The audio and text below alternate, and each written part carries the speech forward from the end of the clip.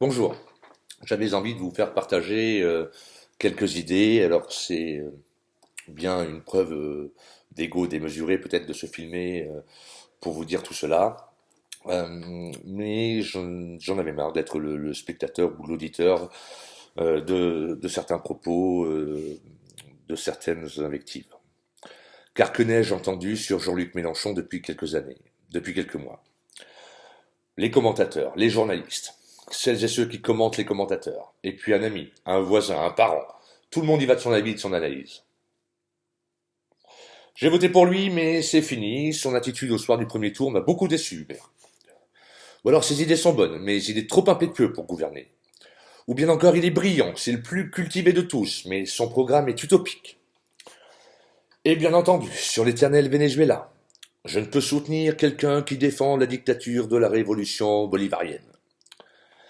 Et puis il y a les médias. Nathalie Saint-Cric, bien entendu, chef du service politique de France 2, qui a, semble-t-il, lancé sa petite fatwa médiatique contre le député insoumis. Et puis Patrick Cohen sur France Inter et désormais sur Europe 1. Puis Léa Salamé sur France Inter et sur France 2. Et j'en passe et des meilleurs, comme François Langlais, ex-BFM Business.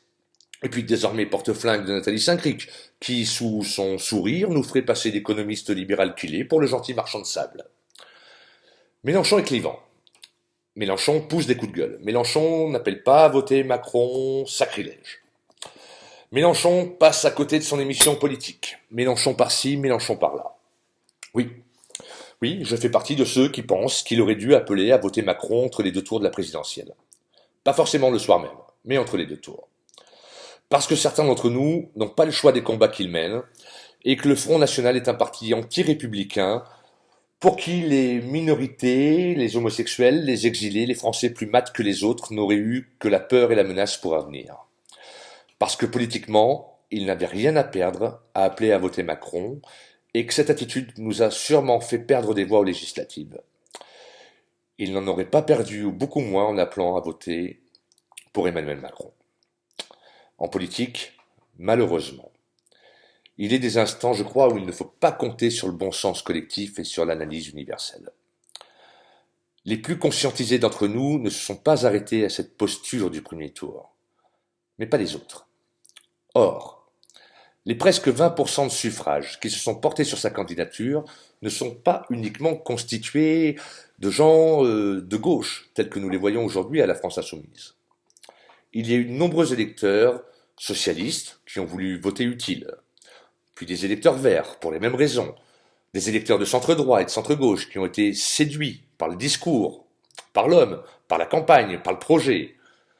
Ces électeurs ne sont pas des militants de gauche. Ils ont pour la plupart une sensibilité de gauche, mais ils oscillent entre ce qu'ils nomment une gauche de gouvernement et une gauche sociale et humaniste.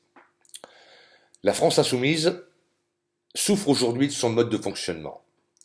Et puis, il faut dire aussi que c'est grâce à ce mode de fonctionnement spécifiquement qu'elle rassemble et qu'elle mobilise. L'élection présidentielle a exigé une organisation verticale. Désormais, par peur peut-être de tomber dans des stratégies individuelles qui ont fait le bonheur de l'abstention, elle adopte un fonctionnement très horizontal. Et puis, voilà que surgissent aujourd'hui les communistes insoumis, un micro-mouvement à l'intérieur du mouvement, qui, sous de faux prétextes de vouloir rassembler et d'apporter une nouvelle sensibilité, ou bien encore de ne pas laisser trop d'hégémonie au parti de gauche, qu'il n'a pas d'ailleurs et qui heureusement était là pour accompagner financièrement la France insoumise, n'a en fait d'autre rôle que d'être au service d'ego ou d'ambitions individuelles. Alors à quand maintenant les verts insoumis, les catholiques insoumis, les végans insoumis, etc., etc. Tout cela est bien pathétique. La France insoumise, elle s'est en partie bâtie sur les friches d'un parti socialiste qui n'avait plus de socialiste que le nom, et qui n'était plus qu'un parti d'élus et de petites baronnies électoralistes, où les militants étaient devenus, au fil des années, des adhérents, avant d'être réduits à la seule fonction de manger la galette ou de coller les timbres. La France insoumise a su mobiliser et conscientiser celles et ceux qui voulaient se mêler de ce qui les regardait, c'est-à-dire de politique, c'est-à-dire de leur avenir et de celui de leurs gamins. Toutes celles et tous ceux qui voulaient construire un projet ont pu le faire, sans dogmatisme, sans allégeance à un quelconque suzerain. Un projet qui émanait de la base, du terrain, des difficultés rencontrées et qui proposait, et qui propose encore, de placer l'homme au centre du projet de la société. Dans notre société de communication à l'extrême, où le moindre fait divers est connu de tous et devient, selon le niveau d'émotion collective, le sujet d'un projet de loi, dans cette société de communication où l'analyse s'efface devant la nécessité de réagir vite et surtout avant les autres, dans cette même société où tout le monde doit nécessairement avoir un avis sur tout, sous peine de passer pour un idiot ou un ermite, eh bien c'est le culte de la petite phrase qui règne et qui l'emporte sur la réflexion. Et c'est ainsi que tout un projet humaniste, social et environnemental a été jeté aux orties par celles et ceux qui n'ont vu en celui-ci qu'un de ses porte-paroles, ou pire, qu'une posture de celui-ci parmi des milliers d'autres.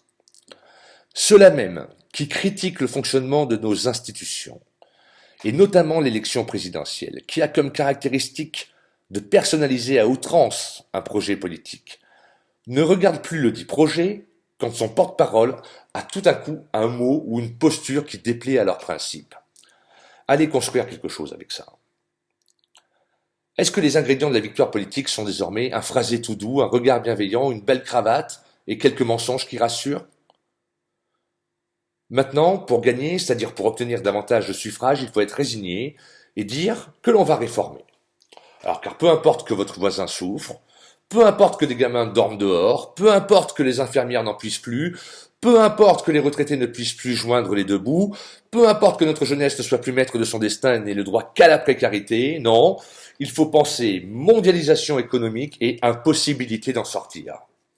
Vous rêvez d'autre chose? Alors vous êtes un gauchiste, un rêveur, pire, un mélanchoniste. Mais ce n'est pas Macron, ce n'est pas Wauquiez ou Hollande ou leur majorité qui sont les coupables d'une société où seuls les nantis s'en sortent, non.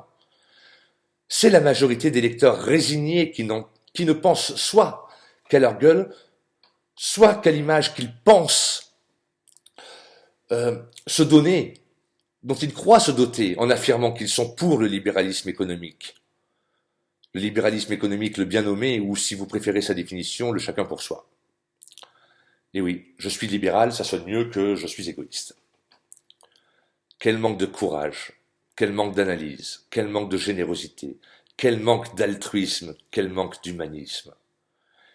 Vous savez, ils me font penser aux tordus qui disent « je ne suis pas raciste, mais j'ai un ami arabe ». C'est pas mis d'ailleurs, c'est « je ne suis pas raciste, j'ai un ami arabe ». Eux, ils disent « je ne suis pas libéral, mais il y en a qui abusent quand même ».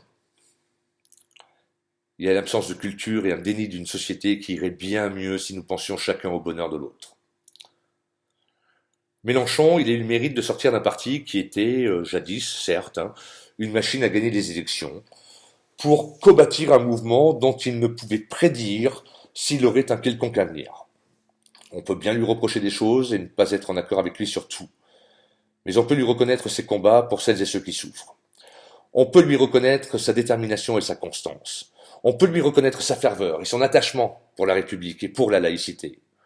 On peut lui reconnaître d'être en première ligne et de prendre des coups, là où d'autres qui critiquent ne se sont jamais bougés de leur confort pour agir. Il est attaqué sur le Venezuela, alors même que tous nos dirigeants dressent le tapis rouge aux dictatures les plus sanglantes depuis des années, et même à celles qui financent le terrorisme. Il est attaqué sur ses coups de gueule, alors même que d'autres construisent un monde pourri, mais le font d'une manière bien plus policée. La bien-pensance de l'élite médiatique et politique autoproclamée se régale à instrumentaliser le peuple qui, pour une partie, par son ignorance et son indifférence, s'honore à se faire le protecteur et l'adepte de ses propres bourreaux. C'est affolant. Cet entre-soi de gourou nanti a trouvé en Mélenchon un os qu'il donne à ronger à ses disciples dès que la révolution murmure. Le projet fait peur.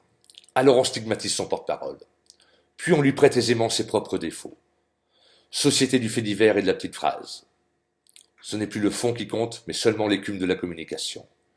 Où sont passés le libre arbitre et l'esprit critique? Ils sont en voie d'extinction et tout est fait pour cela. L'école, elle a de moins en moins de moyens.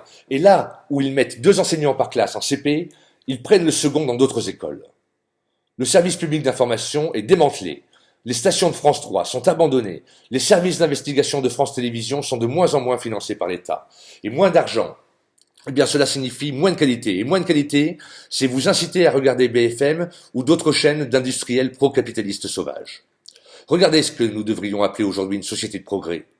L'école recule, l'hôpital recule, la justice recule, les associations sont de moins en moins aidées, les services publics ne sont plus assez présents pour des contrôles, et c'est la part belle à Lactalis et à la salmonelle. Les gens travaillent dur et ne peuvent rien s'offrir, quand bien même ils arrivent à payer les factures. Et puis dans le même temps, nos élus poursuivent la financiarisation de l'économie à outrance. L'ISF est aboli. On donne des milliards aux entreprises dans le cadre du CICE et des allègements de charges. On ne s'intéresse guère à l'évasion fiscale. On augmente les revenus des dividendes et on taxe ceux du travail. On précarise l'emploi. On bastonne les exilés et on les pourchasse. On tolère nos pauvres et on en parle quand les températures descendent un peu. Mais il faut croire que les miettes distribuées ça et là aux opprimés pour avoir bonne conscience suffisent à maintenir la paix sociale. Les syndicats sont en effet, je crois, aphasiques et sont incapables de remettre en question leur méthode d'action en proposant toujours une journée par-ci par-là de chants déambulatoires dans les rues. Journée qui ne mène presque jamais à rien, si ce n'est vous faire perdre des heures de salaire. Journée de manifestations qui ne servent presque jamais à rien, mais qui permettent aux leaders syndicaux d'aller à Matignon dire «T'entends là, ils sont pas contents, hein», tout en veillant bien sur leur petite chapelle. Comment voulez-vous être associé et vous sentir concerné et penser que cela peut changer les choses si la réaction que vous envisagez se résume à chanter avec un drapeau une fois tous les 3 mois? Les agriculteurs et les routiers ont bien compris, eux, que la seule manière d'être pris en considération était l'action collective coordonnée bloquante. Tout le monde se passerait volontiers de ce type d'action, mais il faut malheureusement constater que c'est désormais le seul langage qu'écoutent nos gouvernements. Parce que les images du 20h, voyez-vous, lui font bien plus peur que la souffrance des gens. Les syndicats sont utiles, ils sont indispensables, et ils nous ont permis de gagner de nombreuses luttes. Mais qu'ils se remettent davantage en question, qu'ils fassent de l'éducation populaire, qu'ils conscientisent davantage, et ils verront alors qu'il leur sera plus facile de mobiliser. Laissez Mélenchon tranquille et portez la parole de celles et de ceux qui ne font pas partie de la caste complotiste du capitalisme tel qu'il est organisé aujourd'hui. Ne vous attardez pas naïvement, pour ne pas dire bêtement, sur une anecdote ou sur une erreur de communication. Là où lui peut commettre, selon vous et moi, selon vous ou moi, une erreur de communication, d'autres, pour qui vous semblez avoir bien plus d'indulgence, vous caressent et vous complimentent depuis longtemps, pendant qu'ils vous trahissent. Voilà ce que je voulais vous dire aujourd'hui. Alors le ton que j'y mets me rappelle une militante d'extrême gauche d'il y a quelques années, mais en tout cas sachez que cela sort tout droit du cœur. À bientôt, salut.